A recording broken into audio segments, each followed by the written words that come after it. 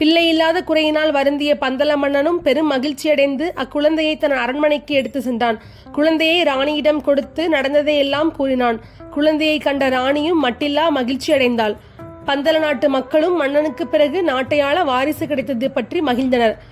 வாரிசற்ற மன்னனுக்கு பின் தானே மன்னனாகலாம் என்று மணக்கோட்டை கட்டி வந்த பந்தல நாட்டு திவான் மட்டும் வருத்தப்பட்டான். மணிகண்டன் சிறந்த ஒரு குருவின் கீழ் வித்தைகளை திறமையுடன் கற்று வந்தான். அவனது அசாதாரணமான திறமையை கண்ட குரு இவன் சாதாரண சிறுவன் அல்ல, தெய்வாம்சம் பொருந்தியவன் என்று அறிந்து கொண்டார். கல்வியை முடித்து மணிகண்டன் குரு தட்சணை கொடுக்க குருவை அணுகிய போது அவர் தனக்கு குருதட்சணை எதுவும் வேண்டாம், பார்வையும் பேச்சுத்திறனும் அற்ற தன் மகனுக்கு பார்வையும் பேச்சுத்திறனையும் அளித்தருள வேண்டும் என்று கேட்டார். மணிகண்டனும் குருவின் மகனை ஆசிர்வதித்து கண் பார்வையும் பேச்சுத்திறனையும் அளித்து குருவை வணங்கி அரண்மனைக்கு திரும்பினான். ராணிக்கு ஒரு ஆண் குழந்தை பிறந்தது. மன்னன் மணிகண்டனுக்கு முடிசூட்ட தீர்மானித்தான். இதை அறிந்த திவான் விஷம் கொடுத்து மணிகண்டனை கொல்ல நினைத்தான். அது முடியாத நிலையில் ராணியை அணுகி, உன் சொந்த மகன் இருக்க மணிகண்டனுக்கு முடிசூட்டல் தவறு, நான் சொல்வது போல் கேட்பாயானால் உன் மகனுக்கு முடிசூட்ட முடியும் என்று சொல்லி சதி திட்டம் தீட்டினான். மனம் மாறிய ராணியும் என் மகன் முடிசூட்டிக் கொள்ள நான் எதுவும் செய்ய தயார் என்று கூறினாள். திவானின் திட்டப்படி ராணி தலைவலியால் அவதிப்படுவதாக நடித்தாள். திவானால் அனுப்பப்பட்ட மருத்துவர் புலிப்பால் ஒன்றினால்தான் இந்நோய் குணமாகும் என்று சொன்னார். புலிப்பால் கொண்டு வருவது அசாத்தியம் என்று அறிந்த மன்னன் தன் ராணியின் நலம் பொருட்டு புலிப்பால் கொண்டு வருபவருக்கு தன் ராஜ்யத்தில் பாதியை கொடுப்பதாக பறை அறிவித்தான். காட்டுக்கு சென்று திரும்பியவர்கள் புலிகளை கண்டோம், ஆனால் புலிப்பால் கிட்டவில்லை என்று கூறினர். துக்கத்துடன் இருந்த மன்னனிடம் மணிகண்டன், நான் இருக்கும் போது நீங்கள் கவலைப்பட வேண்டாம், நான் போய் புலிப்பால் கொண்டு வருகிறேன் என்றான். அதற்கு மன்னன், நீ சிறுவன், போக வேண்டாம் என்றார். மணிகண்டனோ, என் தாயின் நலம் காக்க நான் அவசியம் போய் புலிப்பால் கொண்டு வருவேன், என்னை போய் வர அனுமதியுங்கள் என்றான். மணிகண்டனின் நிர்பந்தத்தின் பேரில் அரை மனதோடு மன்னன் மணிகண்டனை காட்டுக்கு செல்ல அனுமதித்தான். பால் எடுப்பதற்காக வனத்திற்குள் செல்ல இருக்கும் தன் மகனுக்கு பசிக்குமே என்பதற்காக உடனே சாப்பிடக்கூடிய பொருட்களை ஒரு பகுதியாகவும் சிவனின் அம்சமாகிய தேங்காயினுள் நெய் நிரப்பி அதை ஒரு பகுதியாகவும் இரு முடிகளாக கெட்டி மன்னன் ஐயப்பனுக்கு கொடுத்தனுப்பினார். எல்லைகளை கடந்து மணிகண்டன் வனத்தில் நுழைந்தார். அவரின் வருகைக்காக பல காலங்களாக காத்து கொண்டிருந்த இந்திராதி தேவர்களும் முனிவர்களும் மற்றும் பூதகணங்களும் அவ்விடம் வந்து அவரை வரவேற்றனர். மணிகண்டனிடம் மகிஷி என்னும் அரக்கியை பற்றியும் அவளால் ஏற்பட்டுள்ள இன்னல்களை பற்றியும் எடுத்துரைக்க தொடங்கினார்கள். தேவாதி தேவர்களும் முனிவர்களும் ஒரு சிறுவனை அழைத்து அவனை பலவாறாக துதித்து அவனிடம் உரையாடி கொண்டிருப்பதை தனது ஒற்றர்களின் மூலம் அறிந்து கொண்டாள் மகிஷி. அதை அறிந்ததும் மிகுந்த கோபமும் வேகமும் கொண்டவள் தன் கண்ணில் பட்டதை யாவற்றையும் அழிக்க தொடங்கி, தன்னிலகன் என்னை கொல்வதா, நான் அவனை கண்ணிமைக்கும் நேரத்தில் கொன்று விடுவேன் என கோபத்து கர்ஜித்து என்னை எவராலும் வெல்ல இயலாது மணிகண்டன் இருக்கும் இடத்தை நோக்கி புறப்பட தொடங்கினாள். மகிஷியானவள் மணிகண்டன் இருக்கும் இடத்தை அடைந்து மணிகண்டனை கண்டாள். மணிகண்டனை கண்டதும் நகைக்க தொடங்கினாள். அதாவது ஒரு சிறு பாலகன் என்னை கொல்வதா என்று எண்ணத் தொடங்கினாள். மகிஷியும் யுத்தம் இட மகிஷியின் பூத உடலுக்கு அருகில் சென்று அவளது தலை கொம்பினை பிடித்து அவ்விடத்திலிருந்து தூக்கி சுழற்றி எறிந்தார். அவளது உடல் விழுந்து அவளும் சிதைய தொடங்கி மரணிக்க தொடங்கினாள். அந்த பூத உடலானது விழுந்த இடமானது இன்றும் அழுதா நதி என்று போற்றப்படுகின்றது. அந்த பூத உடலின் மீது மணிகண்டன் நடனமாட அந்த பூத உடலானது மிகவும் நலிவுற்று அதிலிருந்த அசுர அரக்கியின் உயிரானது பிரிந்து அவளும் அவள் உருவாக்கிய அசுர சேனையும் இறந்து போனார்கள். அரக்கியானவள் இறந்ததை அறிந்த தேவர்கள் அனைவரும் பூமலை பொழிந்து மணிகண்டனை பரவசப்படுத்தினார்கள். தேவர்கள் முனிவர்கள் என அனைவரும் அவ்விடத்தில் மணிகண்டனிடம் விழுந்து ஆசி பெற்று மகிழ்ந்த சிறிது நேரத்தில் அந்த பூத உடலில் இருந்து ஒரு அழகிய பெண் உருவமானது வெளிவர தொடங்கியது. அவள்தான் லீலாவதி. தனக்கு ஏற்பட்டுள்ள சாபத்திலிருந்து விமோச்சனம் பெற்று வெளியே வந்தவள். தனக்கு சாப விமோச்சனம் அளித்தவரான மணிகண்டனை கண்டு மனம் மகிழ்ந்தாள். அவரிடம் தனக்கு ஏன் இந்நிலை உருவானது என்பதை பற்றி எடுத்துரைக்க தொடங்கினாள். ஆகிய நான் காலவ மகரிஷியின் அன்பு மகள் அத்திரி மகரிஷியின் மைந்தனான தத்தாத்திரேயன் என்பவருக்கும் எனக்கும் திருமணம் அற்புதமாக நடைபெற்றது. நாங்கள் இருவரும் ஒருமித்த கருத்தோடு இனிதாக இல்லறம் நடத்தி வந்து கொண்டிருந்தோம். திருமணம் நடந்து சில காலங்களாயின. இந்நிலையில் எனது பதியானவருக்கு தவத்தின் மீது ஆர்வம் அதிகரித்து இல்லற வாழ்க்கையை விடுத்து துறவரம் போக அவர் மனம் ஆவல் கொண்டது. தத்தாத்திரேயர் தனது மனதில் இருந்த எண்ணங்களை தனது மனைவியான லீலாவதியிடம் பகிர்ந்து கொண்டார். அவர் தவம் புரிய விருப்பம் கொள்வதை அறிந்த லீலாவதி மிகுந்த கோபமும் ஆவேசமும் கொண்ட வார்த்தைகளால் தனது கணவரை பேசத் தொடங்கினாள். தத்தாத்திரேயன் தனது மனைவிக்கு எடுத்துரைக்க தொடங்கியும் அவள் கொண்ட பிடிவாதத்தை அவள் விடவில்லை.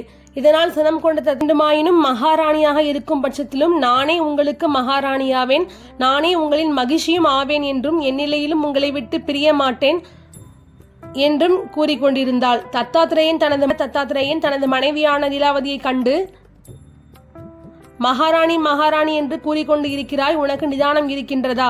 அரசாளும் ஒருவருக்கு நிதானம் வேண்டும். நிதானமாக எவ்வித தகுதியும் இல்லாதவர்கள் எவ்விதம் அரசாள இயலும் என்றும் மகிழ்ச்சியாவேன் என்று உரைத்து கொண்டு இருக்கின்றாயே, நீ செய்த இப்பிழைக்கு மகிஷாவான எருது உருவம் கொண்டு அசுர குலத்தில் பிறந்து அரக்கியாக வாழ்ந்து துன்பப்பட்டால்தான் உனக்கு ஞானம் பிறக்கும் என்று கூறி என்னை அரக்கியாக பிறந்து மடிய சாபமிட்டார் என்று கூறினாள்.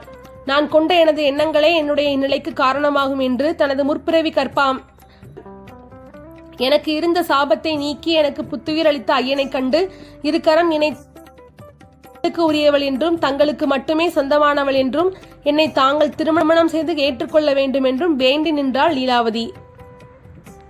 இந்த பிறப்பின் நோக்கம் என்பது நித்திய பிரம்மச்சாரியாக இருப்பது என்பதே ஆகும்.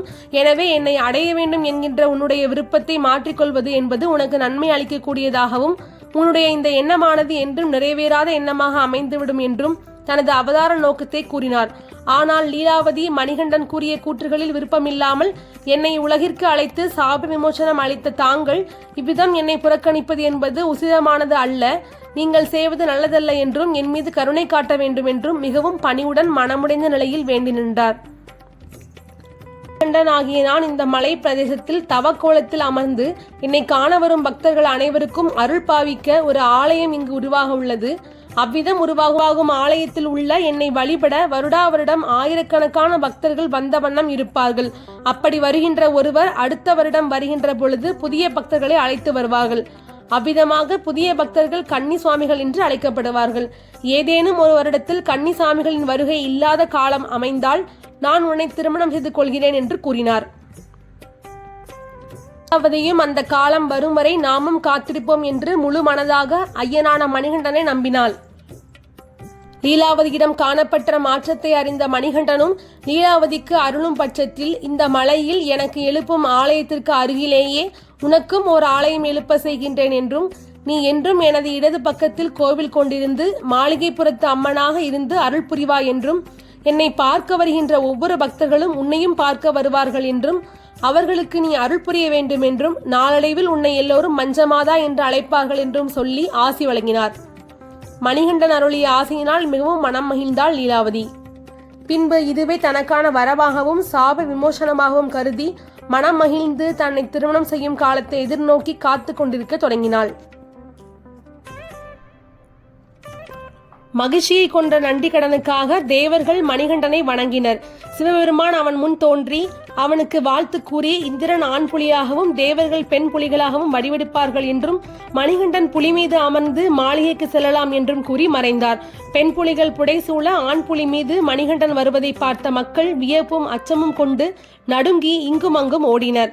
புலி மீது அமர்ந்து மணிகண்டன் வருவதை தூரத்திலிருந்து பார்த்து அதிசயித்த அரசன், இவன் சாதாரண மனிதன் அல்ல, 12 வயது இன்றுடன் முடிகிறது, அவன் யார் என்று இன்று தெரியும் என்று நினைத்து மாளிகை முற்றத்திற்கு வந்தான்.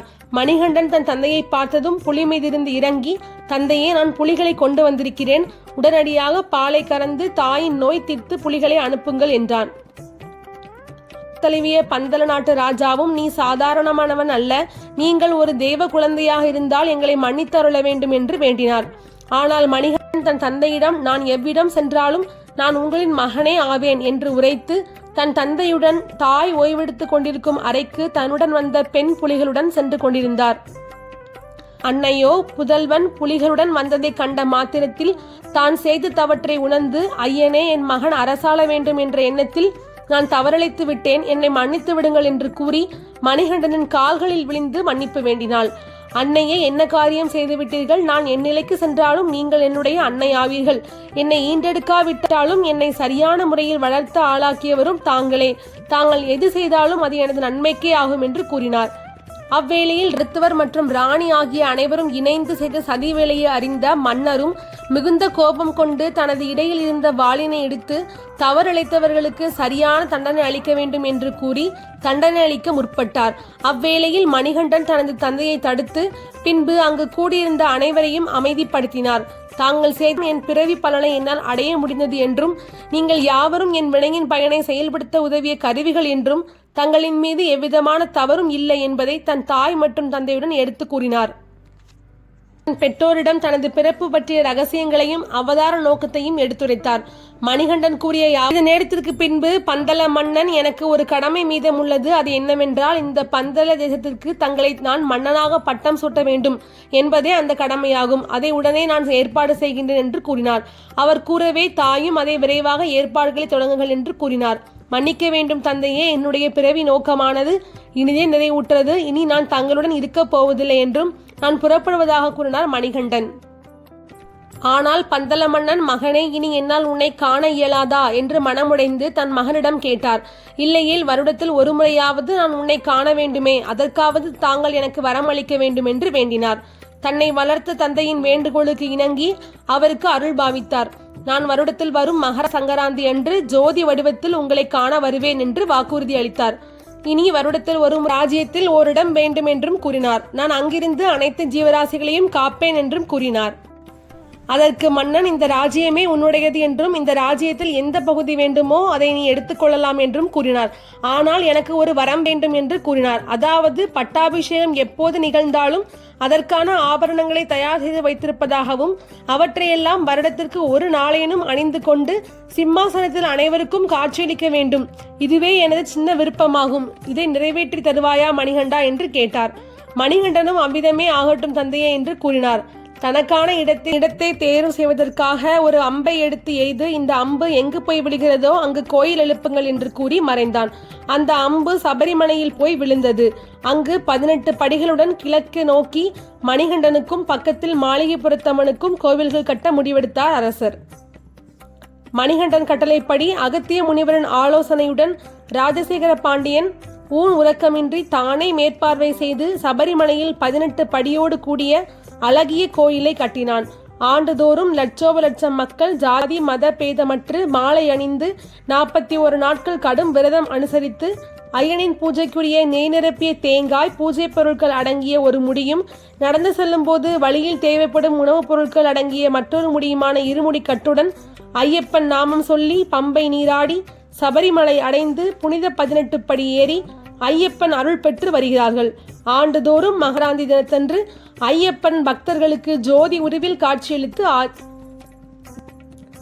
சுவாமியே சரணம் ஐயப்பா தெரிந்து கொள்வதற்கு இந்த சேனலை சப்ஸ்கிரைப் செய்யுங்கள். நன்றி, வணக்கம்.